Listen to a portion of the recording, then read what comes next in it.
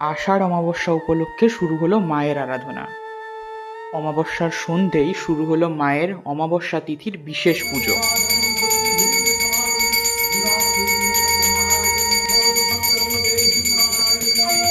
প্রতি অমাবস্যাতেই আমাদের মায়ের মন্দিরে অমাবস্যা তিথির বিশেষ পুজো অনুষ্ঠিত হয় অমাবস্যার সন্ধেই। তাই সকাল থেকেই বাড়িতে শুরু হয় পুজোর জোগাড়। মাকে ভোগ নিবেদনের জন্য জিনিসপত্র জোগাড় শুরু হয়। অমাবস্যা তিথি শুরু হওয়ার পর মায়ের ভোগ রাঁধা হয়।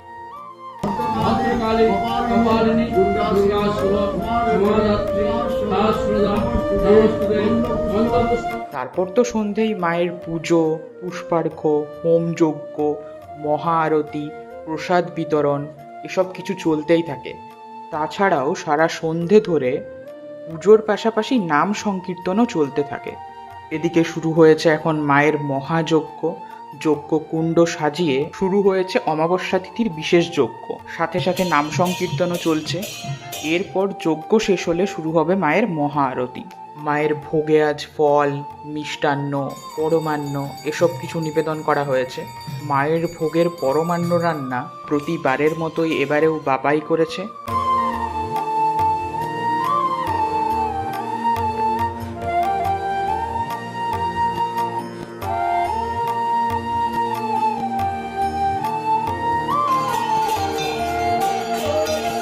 মহা আরতি শেষে, মায়ের পুজো শেষে এখন শুরু হয়েছে মায়ের প্রসাদ বিতরণ। এদিকে প্রসাদ বিতরণ করছে মা আর আরেক কাকু, যে প্রতিদিনের মন্দিরের কাজে সাহায্য করে। যাই হোক, আষাঢ় অমাবস্যায় মায়ের পুজো, প্রসাদ বিতরণ সব কিছুই বেশ ভালোভাবে সুষ্ঠুভাবেই সম্পন্ন হলো।